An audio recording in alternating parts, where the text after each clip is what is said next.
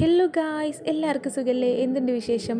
ഇന്ന് നമ്മൾ വന്നിട്ടുള്ള ഒരു അടിപൊളി പഴത്തിൻ്റെ കേക്കിൻ്റെ റെസിപ്പി കേട്ടോ. ഇതെല്ലാവർക്കും അറിയുന്ന തന്നെയാണ്, ഒരുവിധ ആൾക്കാരൊക്കെ ഉണ്ടാക്കുന്നതാണ്. പക്ഷേ ഇതിലൊരു ട്വിസ്റ്റ് ഉണ്ട്. കാരണം ഇത് എൻ്റെതായ രീതിയിലാണ് ഞാൻ ഉണ്ടാക്കുന്നത്. അതായത് എല്ലാവരും ചില സമയത്ത് വേവിക്കാണ്ട് പഴം പച്ചക്ക് വെച്ചിട്ടാണ് ഉണ്ടാക്കല്. പക്ഷേ ഞാനിത് വേവിച്ചതിന് ശേഷം, അതായത് വാട്ടിയതിന് ശേഷമായിട്ട് ഉണ്ടാക്കുന്നത്. അങ്ങനെ ഒന്ന് ഉണ്ടാക്കി നോക്കുക ഗായ്സ്, നല്ല ടേസ്റ്റാണ്. അതുപോലെ തന്നെ മുട്ട ചിലർ അധികം പതിപ്പിക്കുമല്ലോ, പക്ഷേ നല്ല പതിപ്പിച്ചുണ്ടാക്കുമ്പോഴല്ലോ കേക്ക് വേറെ ലെവലാണ് ഗായ്സ്.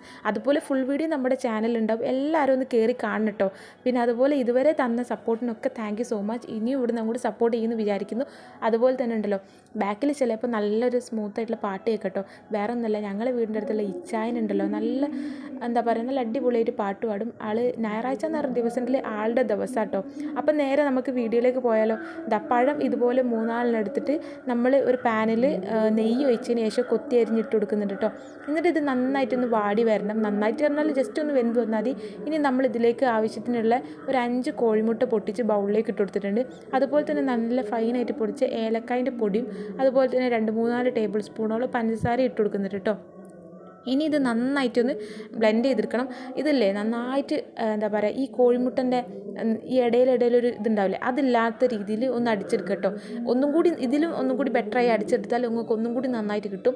അപ്പോൾ അതുപോലെ അടിച്ചെടുത്തതിന് ശേഷം നമ്മൾ വാട്ടി വെച്ചിട്ടുള്ള പഴം മുഴുവനായിട്ട് നമ്മൾ അതിലേക്ക് അങ്ങോട്ട് ചെരിഞ്ഞ് കൊടുക്കണം ഗൈസ്. എന്നിട്ട് ചെരിഞ്ഞ് കൊടുത്തിട്ട് ഇവനെ ഒന്നായിട്ട് മിക്സ് ചെയ്തെടുക്കണം, നന്നായിട്ട് മിക്സ് ചെയ്തെടുക്കുക. പക്ഷേ എൻ്റെ ഒരു അഭിപ്രായം പറയുകയാണെങ്കിൽ ഈ വിസ്ക് വെച്ചിട്ട് മിക്സ് ചെയ്യേണ്ട ഒരു ആവശ്യമില്ല കേട്ടോ. അതായത് ഈ പഴം ഇട്ട സ്റ്റേജിൽ പിന്നെ ഇതോ വെച്ചിട്ടൊന്നും മിക്സ് ചെയ്യേണ്ട ആവശ്യമില്ല. നമ്മൾ ജസ്റ്റ് ഒരു സ്പൂൺ എടുത്തിട്ട് നന്നായിട്ടൊന്ന് മിക്സ് ചെയ്ത് കൊടുത്താൽ മതി കേട്ടോ. അപ്പോൾ പഴം ഇതിൻ്റെ ഇടയിൽ കയറിയിട്ടൊരു ബുദ്ധിമുട്ടുണ്ടാവും, അതുകൊണ്ടാണ് ഞാൻ അങ്ങനെ പറഞ്ഞത്.